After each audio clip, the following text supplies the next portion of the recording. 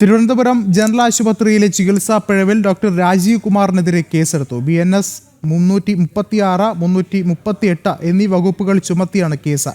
പരാതിക്കാരി സുമയ്യ നൽകിയ മൊഴിയുടെ അടിസ്ഥാനത്തിലാണ് കേസെടുത്തത്.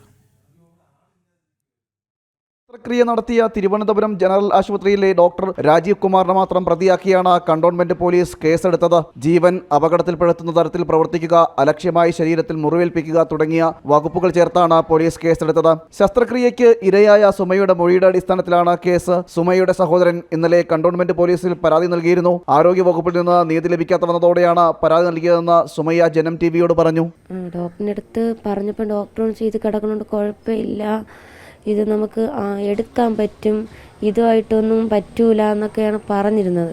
പക്ഷേ എനിക്ക് ഈ സർജറി കഴിഞ്ഞ മുതൽ എനിക്ക് ഈ കാൽഷ്യത്തിൻ്റെ നല്ല പ്രശ്നമുണ്ട്, ഈ ശ്വാസം മുട്ടൊക്കെ ഇപ്പോൾ കൊട്ടു. പിന്നെ കാണിച്ചുകൊണ്ടിരുന്നത് തന്നെ ഡോക്ടർ വെച്ചാൽ ഇപ്പം പറയണ ഇത് കിടക്കുന്നതുകൊണ്ട് കുഴപ്പമില്ല എന്നൊക്കെയാണ് പറയുക. എനിക്ക് ഈ സർജറി കഴിഞ്ഞതിന് ശേഷം യാതൊരു അസുഖങ്ങളും ബുദ്ധിമുട്ടും വന്നിട്ടില്ല എന്നൊക്കെയാണ് ഞാൻ കണ്ടത്. പക്ഷേ അത് പറഞ്ഞത് തികച്ചും കള്ളമാണ്.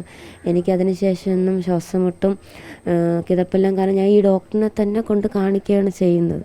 2022 മാർച്ച് 22-നാണ് സുമയ്യ തിരുവനന്തപുരം ജനറൽ ആശുപത്രിയിൽ ചികിത്സ തേടിയത്. തൈറോയിഡ് ഗ്രന്ഥി എടുത്തു കളയുന്ന ശസ്ത്രക്രിയ ഡോക്ടർ രാജീവ് കുമാറാണ് നടത്തിയത്. ശസ്ത്രക്രിയക്കിടെ ഞരമ്പ് കിട്ടാതെ വന്നതോടെ രക്തവും മരുന്നും നൽകാനായി സെൻട്രൽ ലൈൻ ഇട്ടു. ഇതിന്റെ ഗൈഡ് വയറാണ് സുമയുടെ നെഞ്ചിൽ കുടുങ്ങിയത്. തുടർന്ന് ശ്രീചിത്രയിലടക്കം ചികിത്സ തേടുകയും ചെയ്തു. ജനം, തിരുവനന്തപുരം.